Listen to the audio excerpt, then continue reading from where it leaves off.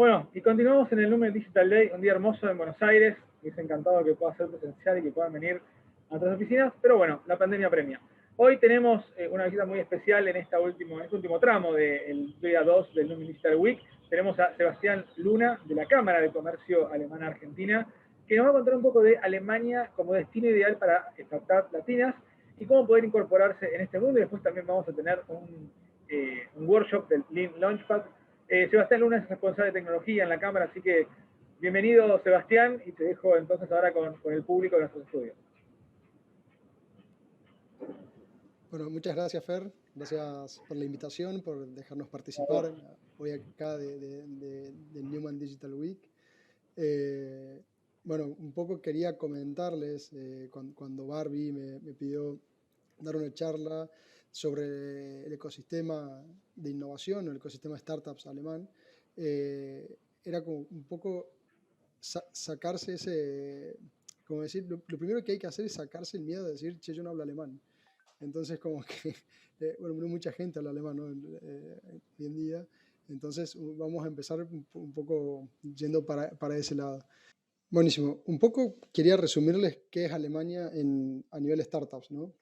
En Alemania nacen 38 startups por semana. Esto es en todos los hubs, ahora lo vamos a ver. Más o menos al año, o en realidad más de 6.200 millones de euros se invierten al año en startups y hay más de 700 rondas de financiación o rondas de inversión que se hacen todos los años para potenciar este ecosistema a nivel innovación y a nivel startups, como lo venimos diciendo. Un poco Alemania siempre tuvo esta capacidad de innovar a través de las empresas.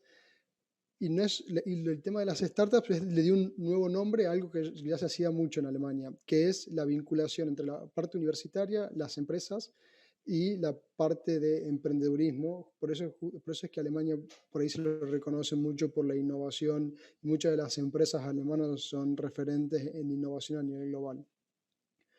Entonces, un poco contarles qué es lo que impulsa esto en Alemania. En primer lugar, es la globalización. Para Alemania, cuando vos empezás una empresa en Alemania, una startup en Alemania, la startup ya por lo menos está pensando en el mercado europeo. Y después de ahí, a nivel global.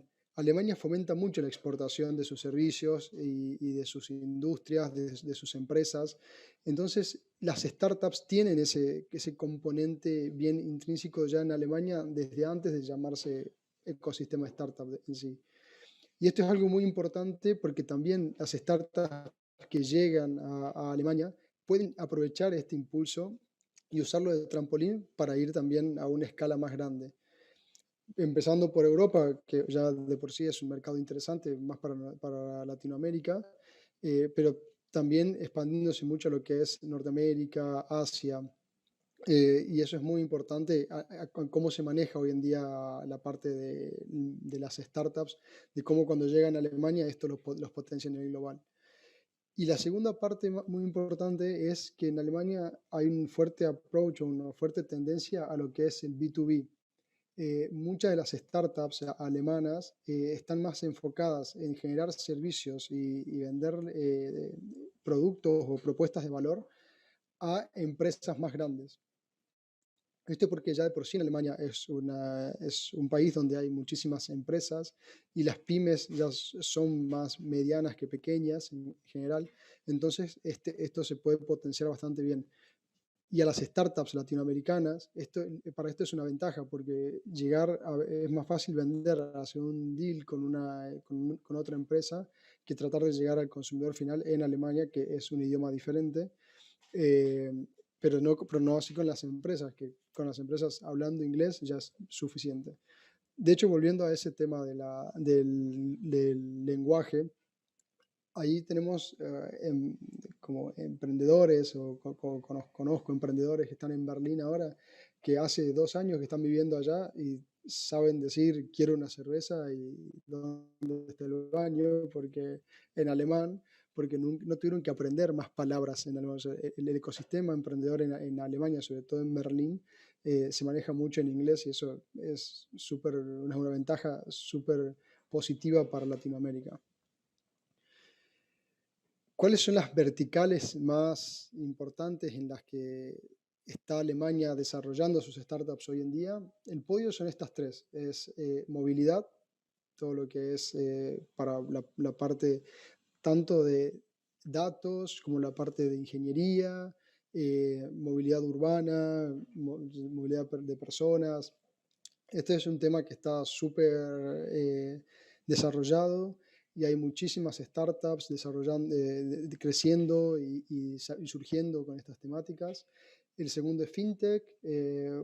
Ustedes, como saben, con el tema del Brexit, lo que está buscando Alemania es, y sobre todo esto es en Frankfurt, es ser la capital financiera de Europa. Entonces apuesta mucho al desarrollo de las startups en finanzas. Y por último, los que son softwares as a service.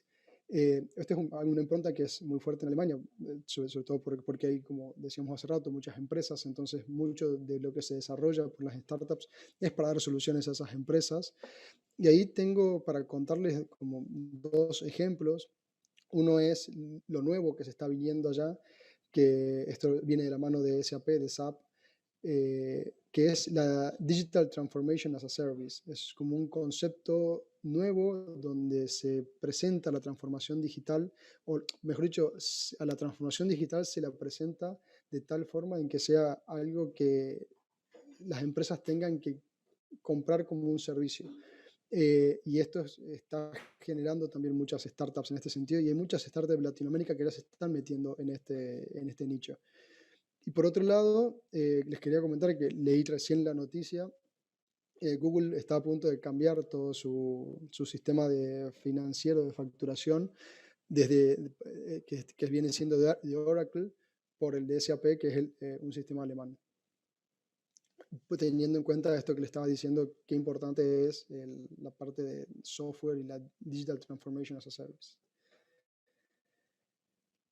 Bueno, ¿cómo genera Alemania todo esto o cómo funciona el ecosistema alemán en este sentido y cuáles son los principales stakeholders o los principales actores? Yo los puedo resumir en 12 hubs digitales.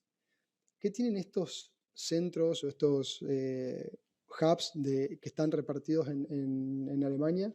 Cada uno se enfoca en un servicio o en una industria diferente que tiene que ver mucho con las empresas que están en esa región. Ahora vamos a ver un mapa, acá pueden ver cómo están divididos estos hubs en Alemania y pueden ver cómo en cada hub tienen, algunos se repiten obviamente, pero tienen mucho de lo que es como el expertise que tiene esa zona de Alemania en esa temática.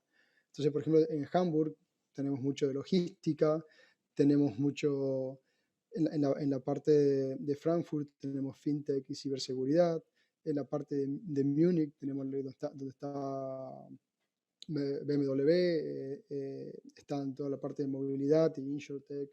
En Stuttgart está toda la parte de Industria 4.0, Industrias del Futuro. Entonces, como que estos hubs de innovación están repartidos con una lógica, con una razón bien particular, pero al mismo tiempo tienen una conexión bastante importante entre cada uno de ellos. Obviamente, los más importantes son el de Berlín, porque es como la capital de innovación de Alemania, y donde está la mayor cantidad de startups, pero bien poquito por detrás viene el de Frankfurt y el de Múnich. Son los tres más importantes de Alemania y es donde están pasando cosas muy interesantes. Como les digo, y los invito a participar y a conocer estos lugares, porque es súper interesante, además, el approach que tienen con las empresas que llegan. Muchos de las startups que están trabajando en estos hubs son de startups que vienen de otra parte del mundo, y Alemania es bastante buen hospedador, o como se dice, es de recibir bien a las empresas, sobre todo a las startups, que vienen a generar mejores condiciones, porque ellos entienden esto de la diversidad en el equipo. O sea, cuando mayor diversidad tenés dentro de los equipos de las startups, mayores puntos de vista tenés, mayores referencias, entonces generas cosas con un valor mucho más alto. Y un ejemplo de lo que estamos haciendo nosotros acá desde Argentina, desde la AHK, que ahora les voy a comentar qué es la AHK y a qué nos dedicamos en la Cámara de Industria y Comercio Alemana. Pero antes quería comentarles este caso de éxito. Nosotros el año 2019 hicimos un Demo Day de FinTech donde seleccionamos de entre todas las fintech que participaron a Lemon Cash. No sé si los que están más en el mundo de criptomonedas y más en el mundo de startup deben conocer a Marcelo y a la empresa Lemon Cash. Eh, y junto con Hessen, que Hessen es la provincia de la cual Frankfurt es la capital, armamos un programa donde ellos fueron a participar de varias reuniones y varios eventos en Hessen, en Frankfurt, y donde pudieron encontrarse con varios socios, clientes, y les generó todo una posibilidad nueva al estar en Alemania. Y lo importante fue que no les fue difícil llegar a Alemania, y cuando llegaron a Alemania los recibieron de la mejor forma. Hoy Lemon Cash creció muchísimo en estos 2 años, y bueno, para nosotros es un caso de éxito que ellos hayan podido participar y hayan podido conectarse de la forma en que lo hicieron con Alemania. Entonces, ¿qué es la HK y qué es lo que hacemos nosotros acá en Argentina y a qué nos dedicamos y qué significan las siglas? Porque Cámara de Industria y Comercio Alemana en AHK no se entiende nada, pero básicamente las siglas están en alemán. Y lo que hacemos es vincular el ecosistema, no solo la parte de startups, sino también lo que son las empresas alemanas con las empresas argentinas, todo el ecosistema empresarial y económico argentino-alemán. ¿Y cómo lo hacemos?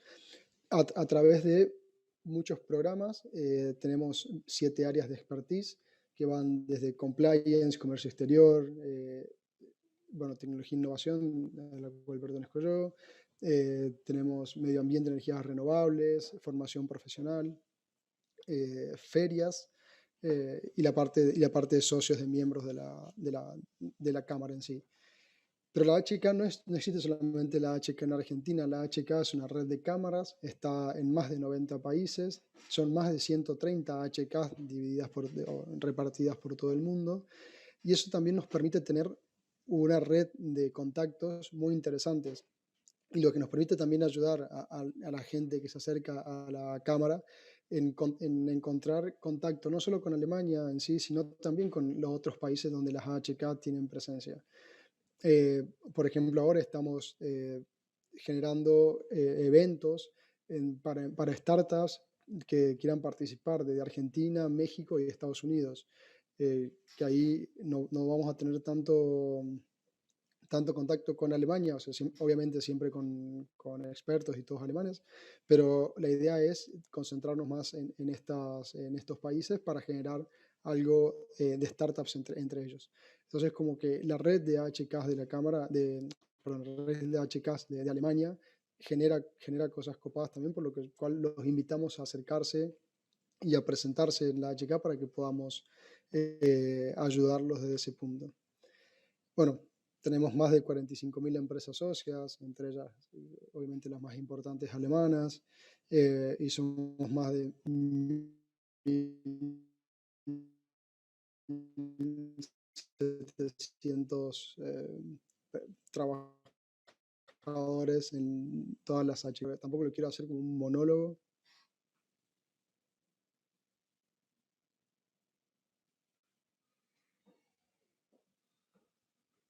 No sé si yo puedo ver las preguntas. Estoy, perfecto. Bien, Seba, súper interesante. Bueno, para el público, con Sebastián hemos trabajado juntos, así que es un placer tenerlo acá doblemente. Nos preguntan si hablas alemán.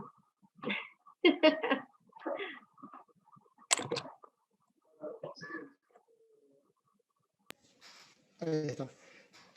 Sí, hablo alemán, no soy nativo alemán, pero me defiendo. O sea, si voy a Alemania, puedo tranquilamente trabajar y pedir por lo menos una cerveza y un pancho, ¿no? Una Bratwurst. Perfecto. También tenemos otra pregunta que nos llega a través de Facebook, que dice Alejandro de Quilmes. ¿cuál es la línea de financiamiento que pueden buscar para llegar hasta Alemania? Bueno, generalmente para startups lo más importante que yo, o como yo lo buscaría con todo lo que es los programas que hay en Alemania, no hay una línea de financiamiento, porque obviamente deberían buscar líneas de financiamiento del lado argentino para salir de Argentina como startups. Eso para el parte de financiamiento. Ahora, lo que sí hay en Alemania son un montón de programas.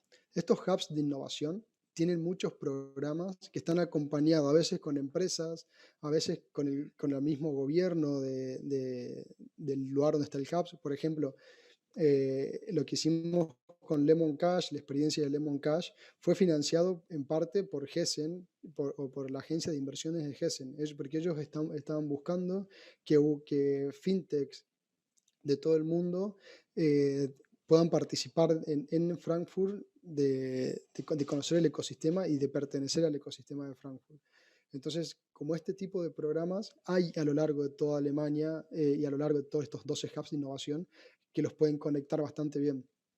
De ahí lo que solemos hacer nosotros en la cámara es, cuando se acerca una fintech que quiere llegar a Alemania, perdón, una fintech no, cuando se acerca una startup que quiere llegar a Alemania, es buscar el match perfecto con esa startup, digamos, para esa startup, en qué vertical está trabajando, cuáles son las necesidades que tienen, si tienen necesidad de expandir su mercado a Alemania porque ve un nicho de mercado allá, o si tienen la necesidad de un inversor alemán, pero quieren seguir trabajando en Latinoamérica. Entonces, depende mucho de la startup, cuál es la necesidad de la startup y la vertical en la que está trabajando la startup, sobre todo. Esos dos son los dos parámetros más importantes. Pero cuando se acercan, nosotros evaluamos eso y en base a eso les recomendamos y los ponemos en contacto con cuáles son los hubs de innovación y las personas o las aceleradoras, incubadoras o venture capitals con lo que se deberían poner en contacto en Alemania. Sin duda, la red de cámaras, sin duda, la red de cámaras es una red impresionante que tiene muchísimo alcance y tiene muchísima potencia al momento de buscar nuevas oportunidades en el resto del mundo, ¿no? Como mostraste anteriormente, 130 cámaras en 90 países es una potencia infinita para todo aquel que quiera emprender fuera de Argentina.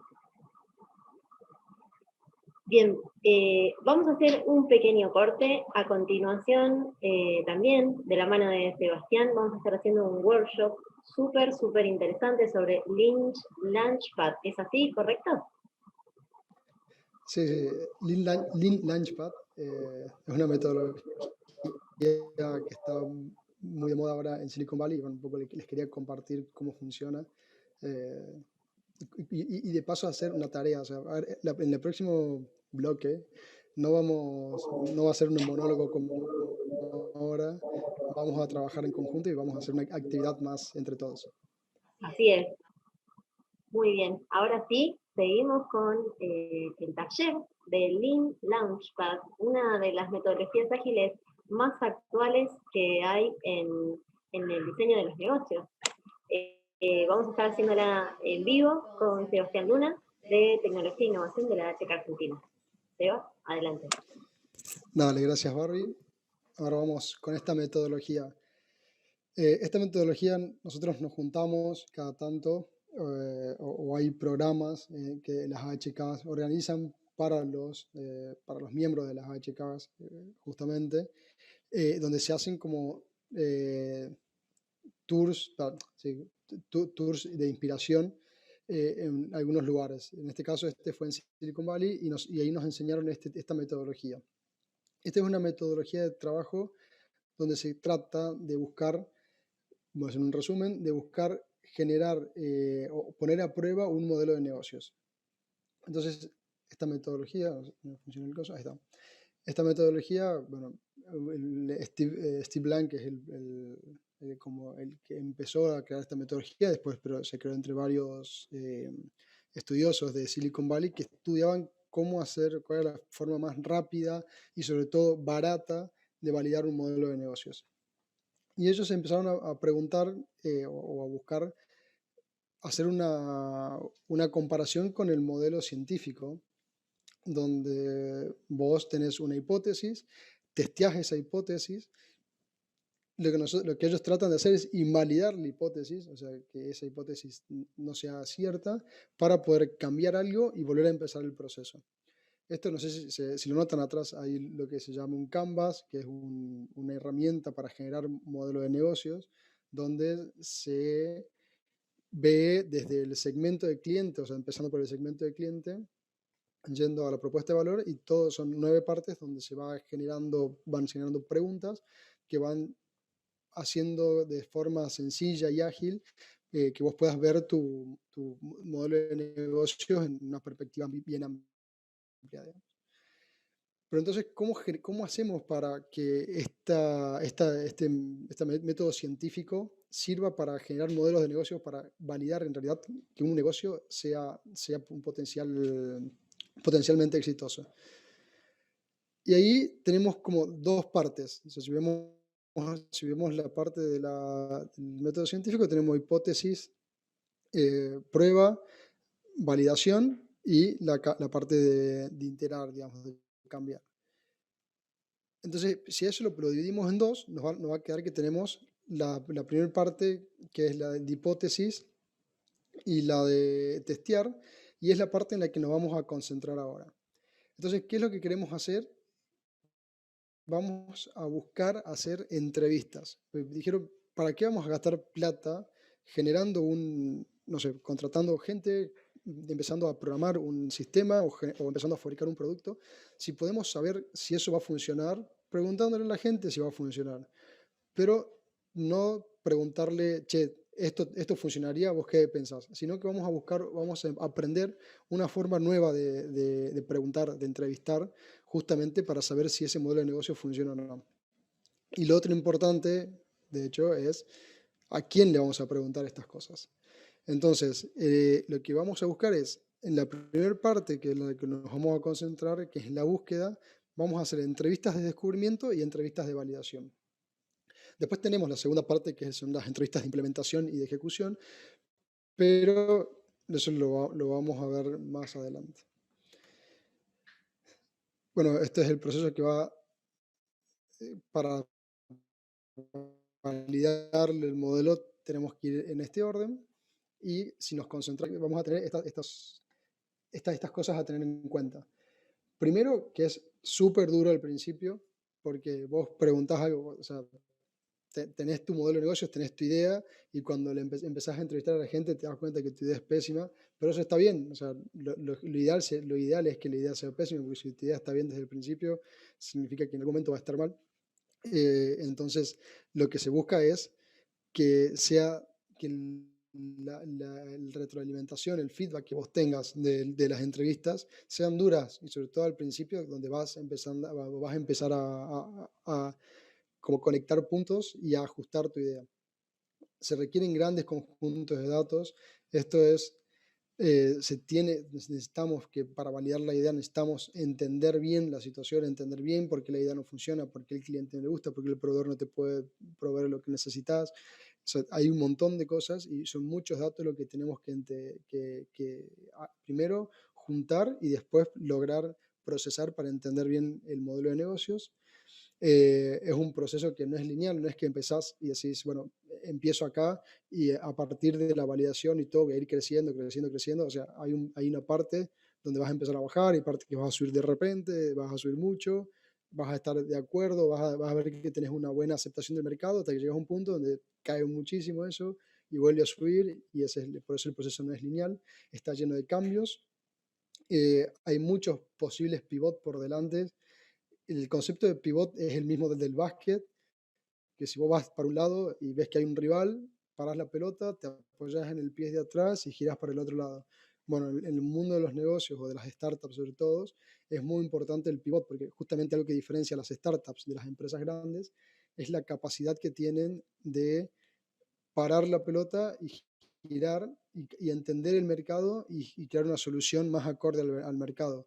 Por ahí las empresas grandes es un proceso que es mucho más lento, se suele hacer la metáfora con un elefante. Entonces, una empresa grande es más robusta, es más lenta, se mueve de forma más lenta, y eso genera también que las startups tengan esa ventaja competitiva de decir nosotros somos más chiquitos y nos es más fácil movernos. Y por eso los pivots son muy, muy importantes y lo que vamos a buscar con esta metodología es generar muchos pivots. Pero sobre todo van a encontrar resultados sorprendentes. Entonces ya está bastante comprobado.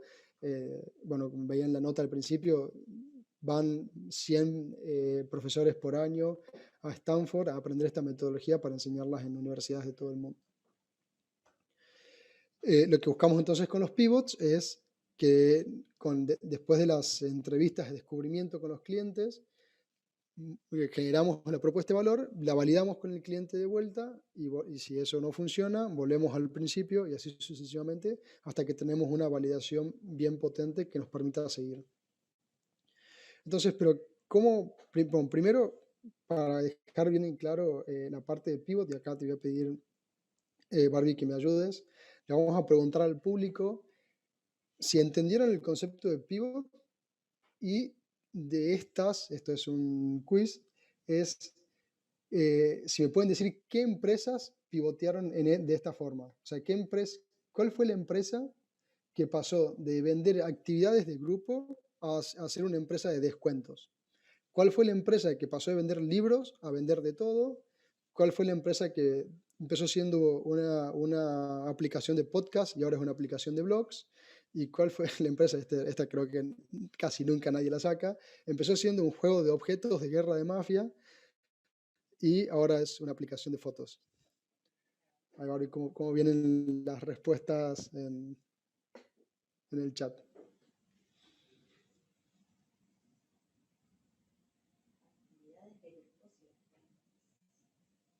Vamos por la primera, actividades de grupos y descuentos.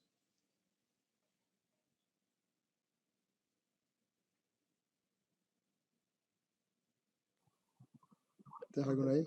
Acá la gente está todavía un poco quieta. Vamos a darle una ayuda.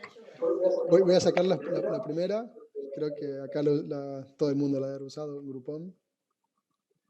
Esa fue una de las startups que nació siendo una startup que buscaba generar actividades de grupos para empresas y terminó siendo una página de descuentos. ¿Quieres si vamos con la segunda o esperamos el chat? A ver qué dice la gente.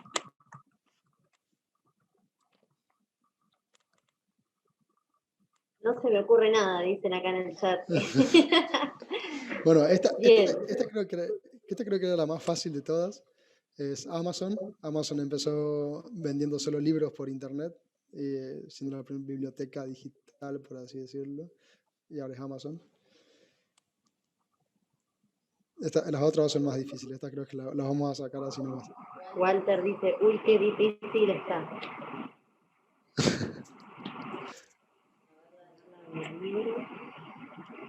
Vamos con la otra. Bueno, este es Twitter. Twitter empezó siendo una empresa de podcast en su primera versión y después pasó al famoso 140 caracteres, el blog de microblogs de 140 caracteres. Wow. Bueno, y la última, que todo el mundo la usa, es Instagram. Instagram empezó siendo un jueguito o parte de un juego de guerra de mafias. Bueno, Amazon habían tirado por acá. Bueno, sí, ahí le pegaron al segundo. Bueno, un poco lo que les quería mostrar con esto es cómo grandes empresas, que algunas ya dejaron de funcionar y las otras siguen funcionando, hicieron pivots para poder sobrevivir a la primera versión, digamos. Entonces lo que nosotros vamos a buscar con esta metodología es hacer pivots, pero vamos a sobrevivir a la primera versión sin gastar un peso. Lo único que vamos a gastar es muchas llamadas telefónicas, favores y tiempo. Pero bueno, volvamos a la parte de indagar. ¿Cómo tenemos que indagar para nosotros recolectar esta información? Acá no le vamos a preguntar a alguien, che, ¿vos cuánto ganás con esto? O ¿por qué ¿por qué tu producto no funciona para esta gente? O sea, vamos a hacer, a la gente no le gusta que le hagan preguntas sobre sus cosas que son incómodas. Pero a la gente le encanta hablar, le encanta que vos le preguntes cosas, y esto es más psicológico, que vos les preguntes, hagas preguntas abiertas y que les des la oportunidad de expresarse y que hablen y te cuenten cosas. Entonces, no vamos a hacer preguntas directas para buscar la información que nosotros necesitamos, sino que vamos a hacer más preguntas abiertas. Y esto tiene como esta estructura. Nosotros tenemos que hacer una introducción de por qué estamos en esta charla, agradecerles por estar en estas charlas, entender cuál es el aprendizaje que nosotros tuvimos de esa charla y ponerlo en contexto con nuestro modelo de negocios o con la propuesta de valor que queremos dar al segmento de cliente que elegimos. Entonces, las preguntas van a ser, ¿puedes hablarme de tal cosa? ¿Puedes ayudarme a entender cómo funciona esto? ¿Por qué eso funciona así? ¿Puedes explicarme mejor esta parte? Cosas bastante amplias donde la persona con la que vos estés hablando les des tiempo y les des opción a explayarse y a contarte en detalle qué es lo que funciona y qué no. Entonces, lo que vamos a hacer, y les voy a dar 5 minutos, más o menos, es que piensen, pero no solo que lo piensen, agarren sus celulares y busquen estos 5 perfiles. Busquen, lo ideal es hacerlo de 3 a 5 de cada uno, pero ahora lo vamos a hacer con uno solo y los vamos a anotar en algún lado. Entonces busquen un posible cliente para su idea, un posible proveedor para su idea, un posible socio para su idea, un posible competidor para su idea y piensen en alguien, sea quien sea, que sea un experto con trayectoria en la industria. Obviamente, si ustedes piensan en, no sé, mi proyecto tiene que ver con cohetes, quiero que el experto con el que estoy pensando es Elon Musk, y bueno, es difícil que consigamos entrevistar a Elon Musk. Entonces, tenemos que pensar expertos que nosotros, si bien esto capaz no lo tienen en su celular como los otros 4, sí sea una persona que está en el mundo influye en esa industria y bueno, en dónde está trabajando él y si lo podemos contactar por LinkedIn o mandarle un mail. Pero León, les dejo 5 minutos para que piensen estos cinco personas que se adecuen en este perfil o en este rol. Las busquen en el celular y las anoten en algún lado.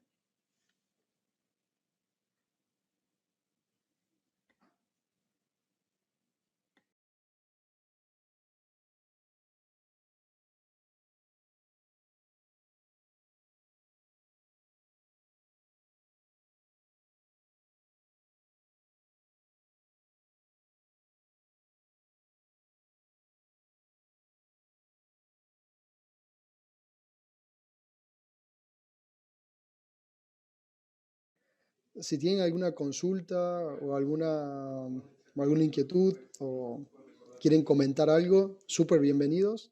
Lo pueden hacer por el chat, ahí Barbie me pasa la info. Me la pasa por cucaracha.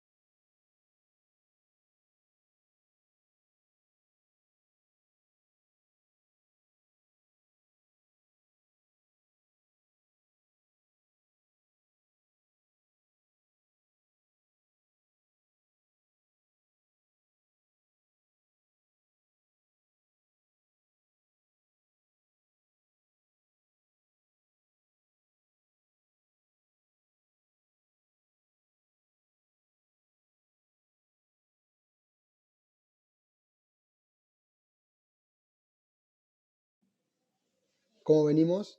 ¿Alguna consulta, alguna duda?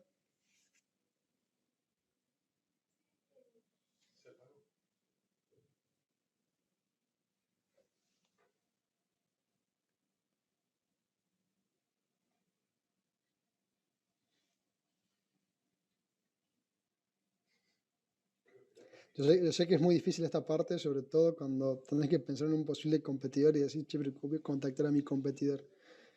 Ahí Eh, Roberto dice, vamos con una tienda deportiva. Vamos. No tengo a Roberto que me habló de una tienda deportiva, ¿verdad?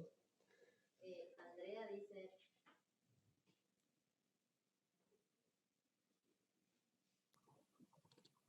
a ver acá, bien, se está sumando gente del público, excelente. Roberto Álvarez nos dice, ¿vamos con una tienda deportiva? Andrea Martínez, hola, ¿cómo va? Yo estoy arrancando con un emprendimiento de ropa de mujer. Bueno, es genial. Ahí piensen muy bien quiénes sean los posibles clientes. Sobre todo esto, traten de que no sean gente que conocen mucho, porque si vos le preguntás a un amigo, te va a decir sí, es la mejor idea. Y, nada, y más si le decís, che, vamos a tomar un Fernet que tengo que contarte una idea, a tomar una cerveza. Por ahí los amigos tienen una visión medio subjetiva. Pero piensen en clientes que realmente tienen el perfil de la persona a la que ustedes le venderían su producto. Excelente. Acá Andrea está siguiendo el ejercicio en SEO y nos está mandando por chat. Mi posible cliente serían chicas de entre 15 y 25 años. Bueno, busca en tu teléfono gente que no sea tan amiga tuya, de ese tipo, una conocida que tenga esa edad y que le guste el tipo de ropa a la que vos apuntás. O sea, una persona que, no sé si la tienda es online o es física, entonces che, bueno, es una persona que le gusta comprar por internet o no. Entonces, un poco buscar por ahí.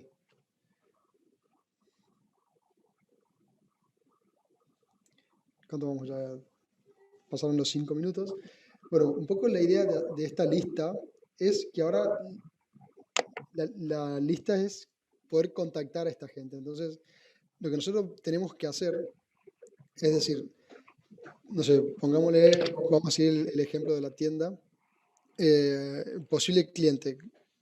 Voy a hablar con María, porque María no es una persona que conozca tanto, entonces tengo la confianza suficiente para preguntarle sobre contarle mi idea de la tienda y que ella me dé su devolución o su feedback de qué le parecería. Entonces, hay una cosa que acá, sobre todo por ahí más en Argentina o en Latinoamérica es más común, es que la gente tiene un poco de miedo de contar sus ideas porque piensan que se la van a robar. Bueno, les cuento que en otros lugares como Estados Unidos o Alemania o Israel, que son como los hubs de innovación, eh, generalmente contar la idea tiene repercusiones mucho más positivas que guardárselas. Pero esto tiene una razón que por ahí nosotros no le vemos esa lógica, pero es que robarte una idea es muy difícil, porque de la idea al hecho hay un gigantesco trecho. Entonces, que cuentes una idea no es fácil que te la vayan a robar. Y después, que alguien concrete una idea depende de la persona, no de la idea en sí, ni del mercado al que vas apuntando. Con que la idea se concrete y con esto que les expliqué antes de los pivots, es súper difícil que alguien te robe una idea.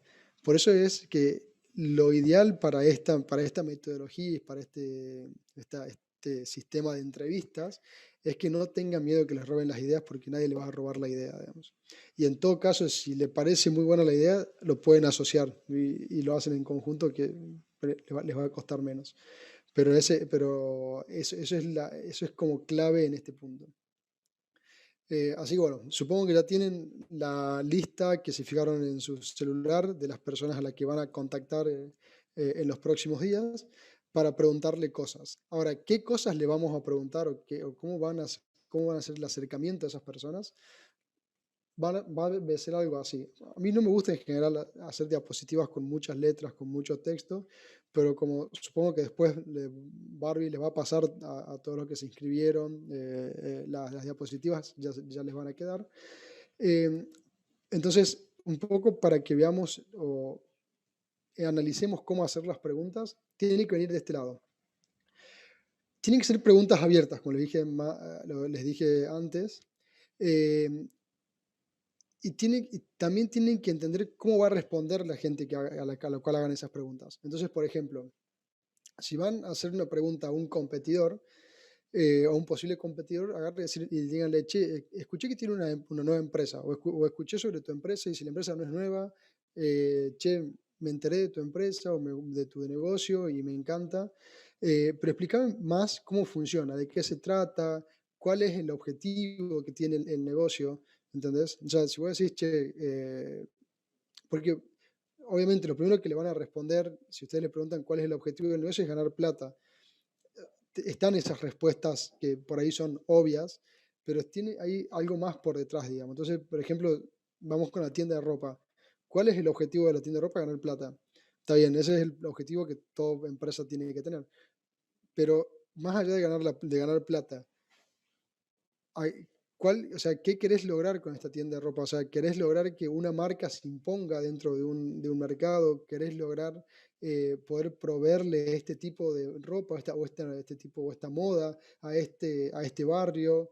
Entonces, siempre hay un objetivo secundario que hizo parte del por qué las personas hacen ese tipo de negocios, sobre todo en la parte más de innovación. Por ahí, si vamos a un kiosco, es más complicado entender eso, pero si vas a la parte más de innovación y de modelos de negocios más ágiles y más actuales, la idea es esa, digamos, es como entender el porqué de ese modelo de negocios. Y después cuando les van respondiendo estas cosas, siempre es tratar de hacer preguntas, siempre indagar de forma abierta.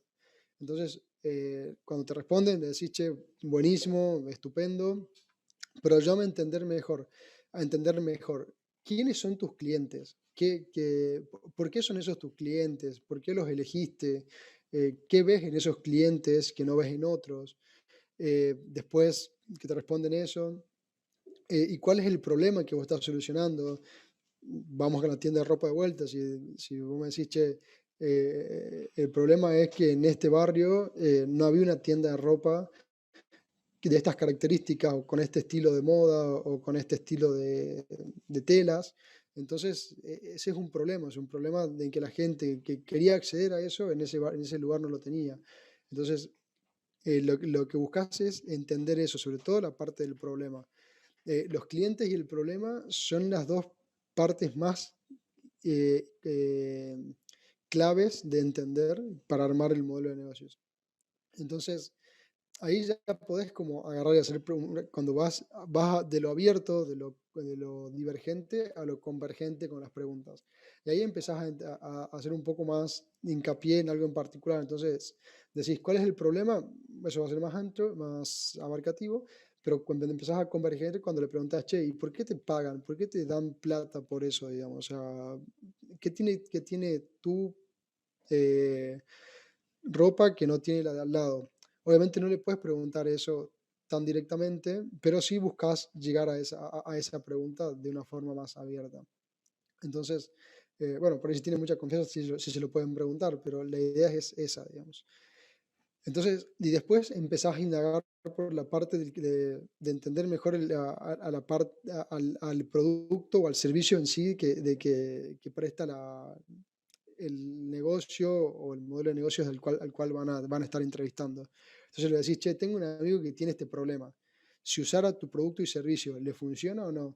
Entonces ahí ya lo estás sacando, estás sacando a la persona, al entrevistado, de su zona de confort, donde él te va a decir todo lo que, un pitch que él más o menos tiene armado en su cabeza, porque todos los días convive con eso, y le empezás a hacer preguntas más, siguen siendo abiertas, pero le empezás a hacer preguntas más que lo hacen pensar, lo ponen más en una situación de entender mejor su modelo de negocios como esta. Entonces, si vos decís, che, tengo un amigo que tiene este problema, ¿tu producto le funcionaría o no le funcionaría?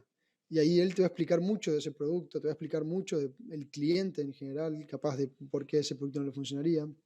Y si te dice que capaz que sí le funciona, eh, vos le decís, che, genial, esto funciona, ahora lo entiendo, y le decís, pero ¿qué a nadie se le ocurrió hacer esto antes? ¿Por qué nadie lo hacía antes? Entonces también ahí empezás a entender un poco de dónde viene el modelo de negocios al cual esa persona está trabajando.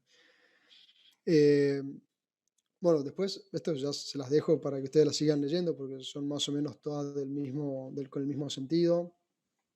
¿Por qué te va a elegir a ti, a vos y a otro tipo no? Esto no sé si dan cuenta, pero las preguntas van desde lo amplio, desde lo abierto, se van cerrando, digamos.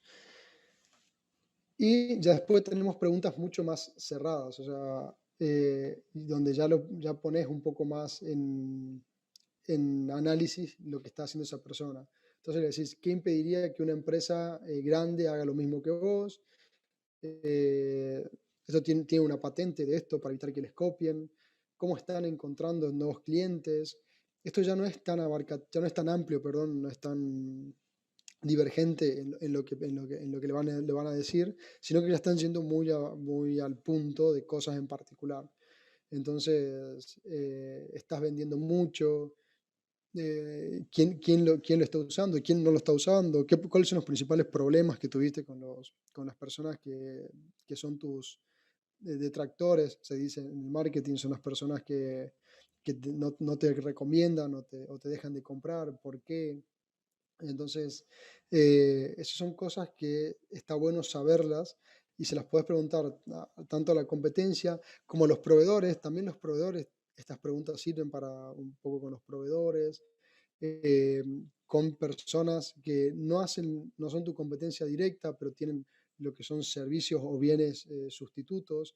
Entonces, que también pueden agarrar y decir, no sé, por ejemplo, una persona puede elegir entre ir a jugar al parque o ver televisión. Entonces, si vos estás compitiendo por el tiempo de esa persona, no son bienes, no es que es una competencia directa, pero sí son cosas entre por qué elegiría ir a jugar al parque en vez de ver televisión. Entonces, entender eso, digamos. Así que bueno, estas son más o menos una guía de preguntas, yo después las paso, donde la idea es que indaguen con esta lista de personas a las que hicieron. ¿Cuál es la idea de todo esto o en qué se resumen el hacer todas estas entrevistas e indagar a las personas? Un punto antes. Les recomiendo cuando hagan las entrevistas, agarren un Excel y pongan arriba, o pongan en la primera fila, pongan las preguntas que más o menos van haciendo y arriba hagan como las personas a las que se la van haciendo para que después les quede como a qué persona le hicieron qué pregunta y qué respondió en esa pregunta. Así de esa forma ustedes tienen toda la información, esto que les decía que tienen que manejar una gran cantidad de información, la tienen en un Excel o en un sheet de Google, lo tienen ahí bien representativo. Porque, ¿qué vamos a hacer con todo esto? Bueno, primero, al que me lo quiera mandar, me lo puede mandar. Ahora, cuando termine, bueno, al final, la última diapositiva está mi mail, así que me lo puede mandar y me consulta y lo ayudo a generar las preguntas o a entender las respuestas, que por ahí eso es inclusive un poco más difícil.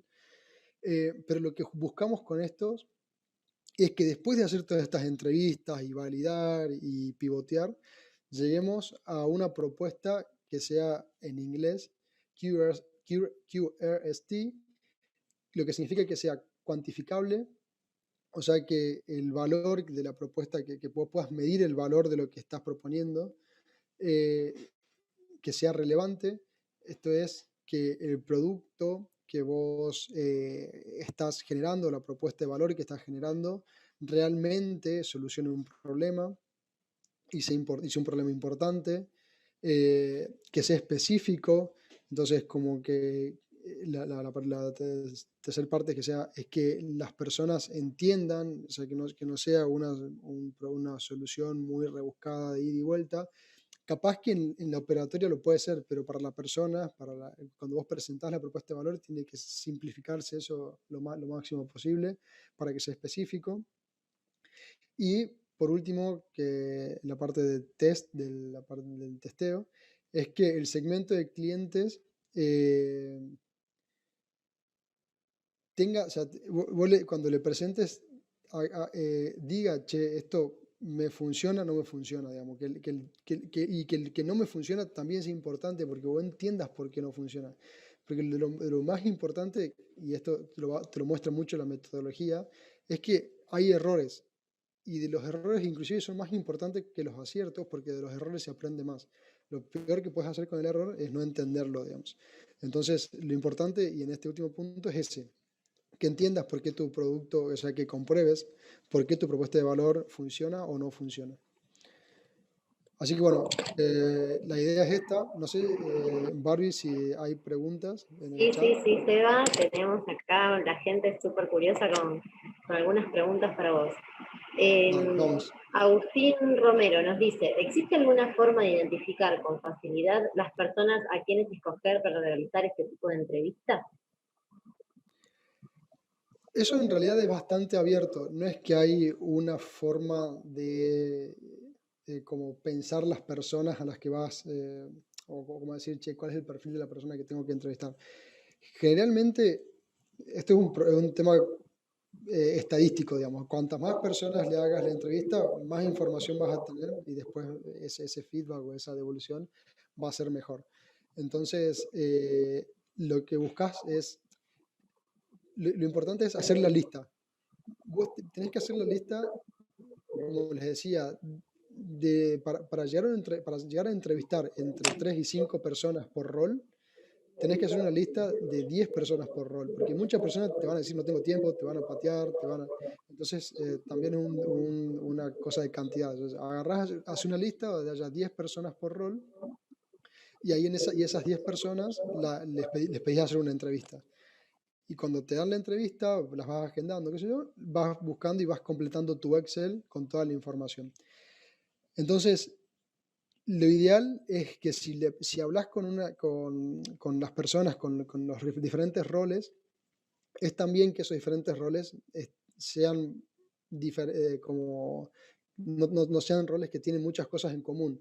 Por ejemplo, si vos decís, che, le voy a preguntar esto a mi proveedor, y el proveedor es una empresa que son dos hermanos que manejan la empresa, son tus proveedores, no le hagas una entrevista a uno y después al otro, porque capaz van a tener la misma perspectiva sobre lo que vos estás queriendo sacar, la información que estás queriendo obtener, digamos. Entonces, por ahí buscaba diferentes proveedores que tengan diferentes puntos de vista sobre el mismo tema. Eso es lo más importante. Entonces, volviendo a la pregunta, no hay una metodología para esto, es más como lógica de buscar siempre diferentes puntos de vista sobre el mismo tema. Excelente, Agustina nos preguntaba algo muy parecido, creo que su respuesta también ya fue respondida, nos preguntaba, ¿tendría que reunir alguna característica en particular? Así que sí, Agustina, ahí Seba ya nos respondió muchísimo. Capaz la única característica en particular que tienen que tener todos es ser buena onda, digamos, y darte la entrevista y contarte abiertamente las cosas. Fuera de Totalmente, eso, que nos brinden los espacios para nosotros poder hacer los análisis correspondientes de cada una de las entrevistas. El tiempo, algo tan preciado. Vero Díaz nos pregunta, esto de elegir la gente para la encuesta es muy parecido a la segmentación de clientes, ¿correcto? bueno, es que las metodologías Lean tienen siempre estas similitudes. De hecho, lo que se va haciendo es se va trabajando sobre las mismas metodologías, se las van mejorando y se les va dando diferente approach. Así que sí, es muy parecido a esa parte de la otra metodología Lean. Y lo que se trata con esta en particular es hacerlo más rápido, y por eso el tema de entrevistas, porque por ahí la otra, sobre todo lo que es el Lean Startup, es como que tenés que generar más cosas, pensar más puntos, tenés que comprobar otras cosas, te lleva un poco más de tiempo. No es que una es mejor que la otra, de hecho generalmente son complementarias. Y esta se usa mucho para el principio, sobre todo, o sea, para empezar la parte del modelo de negocio, por lo que es más barato validar cosas y pivotear. Entonces, como una vez que hiciste mucho esta, recién ahí pasas a la otra, digamos. Totalmente, totalmente. La segmentación de clientes es siempre un gran desafío en el área de marketing, sobre todo en digital, ¿no? El poder entender cuáles son sus gustos, sus preferencias, cómo funcionan, así que esta metodología, como bien decía Seba, es un muy buen inicio para empezar con los contextos que tenemos en el celular y con una llamada telefónica para dar el primer paso y entender hacia dónde vamos y es el lugar correcto. Nadia Leonelli nos pregunta, ¿qué respuestas nos podrían llevar a concluir que nuestra idea no sería exitosa? Muy buena pregunta. Buenísimo. Hay respuestas que son, creo que todas las respuestas tienen como, y esto es más psicológico, vos tenés una respuesta que es el mensaje del emisor y tenés tu forma de interpretarlo. Entonces, lo más importante es tu interpretación de la respuesta, porque vos tenés un objetivo, viste que yo al principio les mostré la estructura, vos tenés el objetivo de cumplir esa estructura para obtener esa información.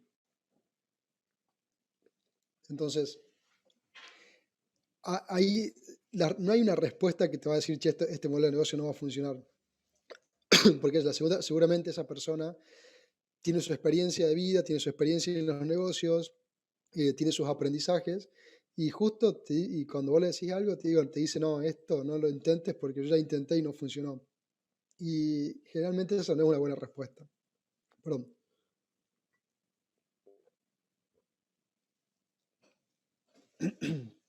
Me quedé sin garganta. Bueno, entonces un poco lo que buscamos es no interpretar las respuestas de forma tan, ¿cómo se dice? Objetivas o tan literal, sino entender del por qué esa respuesta, digamos.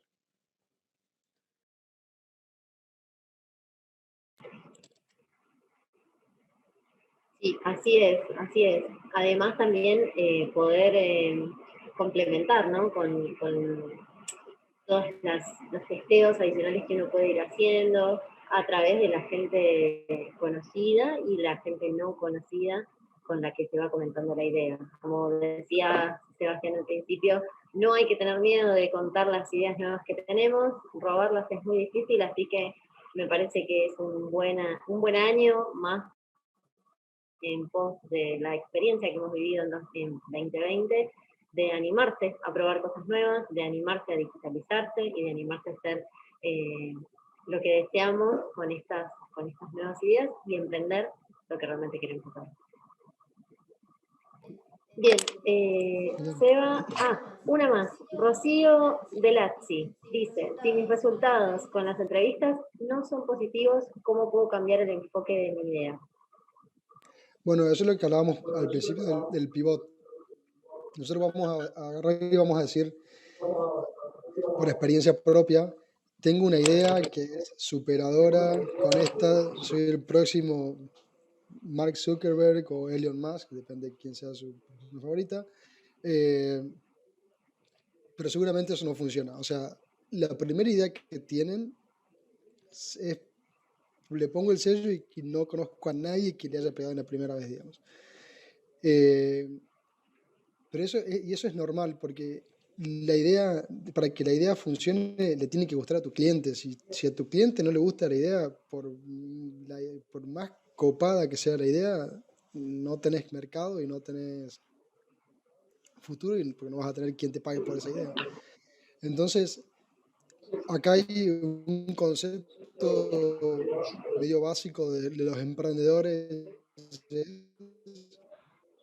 Enamórense del problema, no de la solución. Cuando ustedes vayan y le planteen a los diferentes roles, las diferentes preguntas y vayan teniendo información de eso, ustedes tienen que tener la capacidad de decir, che, mi idea, como yo la pensé, no funciona. O sea, yo quería primero vender libros por internet, pero me di cuenta que a la gente que me compra libros por internet es muy poca, porque la gente todavía no está acostumbrada a leer de un aparatito, quiere tocar el libro, ¿cómo se llama? Oler las hojas, el libro recién impreso.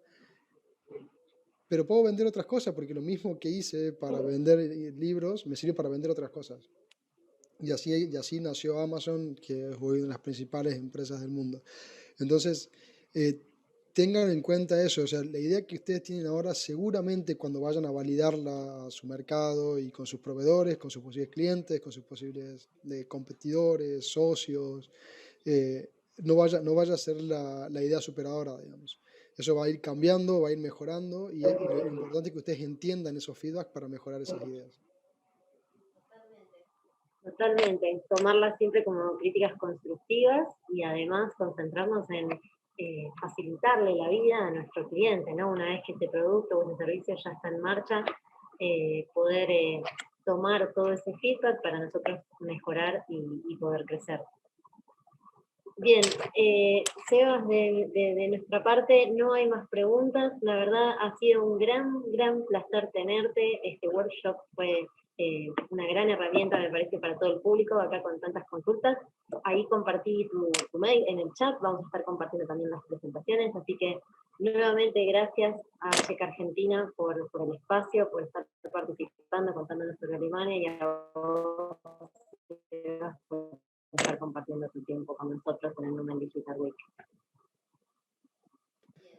Bueno, gracias a ustedes, Barbie. Muy Saludos a bien. todos. Cualquier cosa me contactan. Un gusto.